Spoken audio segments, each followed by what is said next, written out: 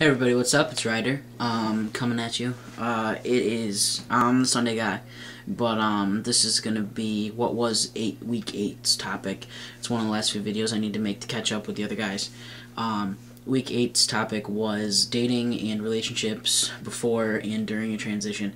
To be perfectly honest with you, relationships have, had a very big impact on my transition. I was in a relationship, a classified lesbian relationship, when I came to terms with the fact that I was transgender, and I realized that, you know, I needed to start making steps so I felt more comfortable in my own skin. It didn't work out so well, basically. I had dabbled with the idea. I had been exploring it for years, up until the time that I started talking about it. And when I brought it up to my current partner, she was unsupportive, to say the least. So at that moment, you know, being in a committed relationship with a person whom I thought I loved, and them reacting so horribly to what I felt great about. I felt like it was, you know, I had seen the light, so to say, and I had found my path. I'd found out who I really was. I had discovered what I needed to do, that I could finally be happy, and then you to feel so great about this and want to share it with the person who's supposed to be closest to you and most supportive, and they just shoot you down. She said a lot of not nice things, very unsupportive. So immediately then I immediately started to doubt myself, saying, you know, well, I guess maybe that's not the case. Maybe I was wrong. Maybe, you know, there's some other alternative, because, you know, you don't want to lose that person who's, like, supposed to be, you know, your partner. They're supposed to support you, love you no matter what, and you don't want to lose that support, what little there is, and you don't want to go through it alone. So I kind of put my own personal feelings on the back burner. They don't stay on the back burner very long, especially because, you know, that's what you need to do. That's who you are. And so, needless to say, that relationship came to an end. And once that relationship came to the end, it was almost simultaneously. Relationship stopped, my transition started almost immediately. Because I don't know. It's really great to have support through your transition. But I kind of had to get out of a relationship and be on my own and stand on my own 2 feet, to realize, you know what, it's going to be a tough road, but, you know, this is who you are, and, you know, for, you know, whatever you believe, this was the road I was meant to go down. It's my fate or whatever. This is the hand I was played, so you'd better just grab it and rock it, you know. So I started my transition pretty much on my own, and then I was just lucky enough that one of my best friends, who had been, is actually funny, I met her the exact same day I met my my ex, who was the person that, you know, didn't respond so well. We met the exact same day, so the length of the relationship with me and my ex and the length of our friendship were the same, and we became immensely close friends, virtually inseparable. Somewhere along the lines I developed some feelings, feelings that I was actually having these feelings while I was still with my ex. Bad me, I know, but I never did anything. I just, you know, had these thoughts and feelings and stuff. And when I came out, it was interesting, because when I came out,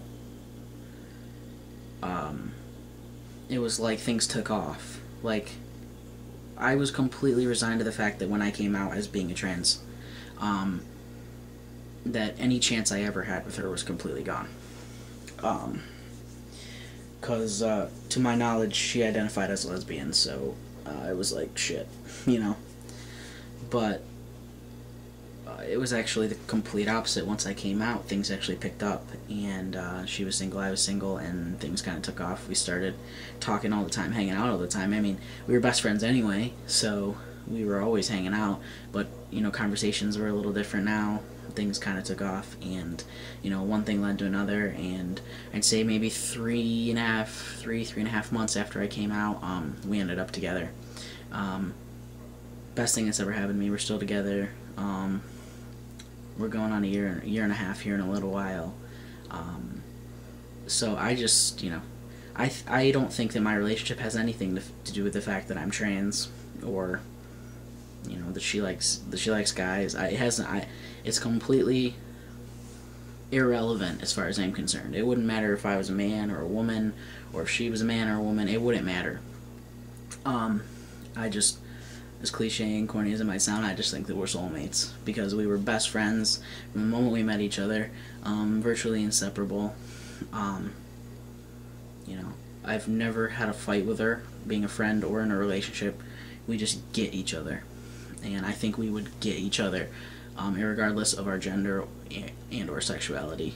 So, but when you put it in terms of your sexuality and your gender as being a trans person, there were some bumps in the road.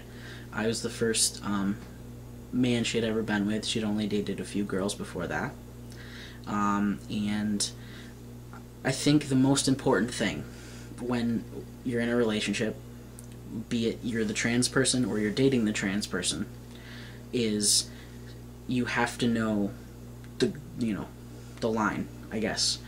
Everybody's going to be different in their transition. Everybody's going to have things that affect them differently, things that mean more to them than others.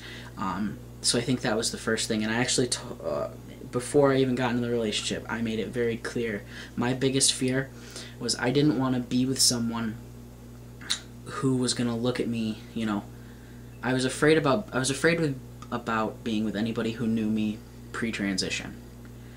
Or maybe, you know, someone, let's say, I was afraid about being with like a lesbian, let's say, because I didn't want them to see me or see the girl I used to be and be with me to change me back, or to just be with me as a really, really butch lesbian, you know. Like, I made it very clear that whoever is dating me because of me, but also dating me because I'm a man.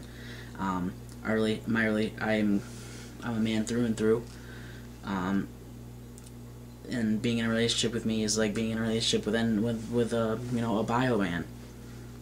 It's completely the same. I don't ever want to be treated different. I made that very clear. It wasn't direct, but it was very clear. I shared my fears about relationships with her, and she obviously took notes because never in my relationship have I had to been like, whoa, don't say that, or whoa, don't do that, or whoa, don't touch me, or it's just never happened. Communication is key, like with any relationship, but especially important when you're in a relationship with a trans person.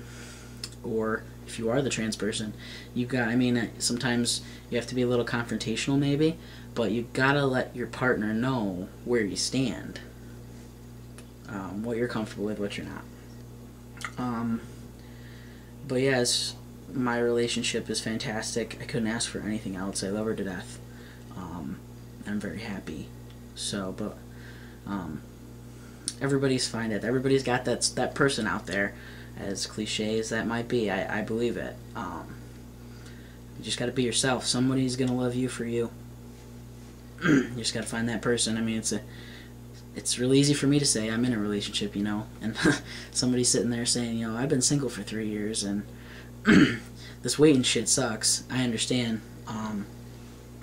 Excuse me, but you just got to be you. Don't sacrifice who you are for a relationship, because you got to be you, or else it isn't a good relationship. It's just a fake relationship anyway.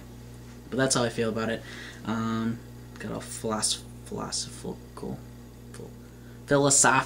There we go. But yeah, that's it for that week. We're this week 8's topic. One more, and then I'm right back on schedule. So we'll see you next time. Thanks for watching.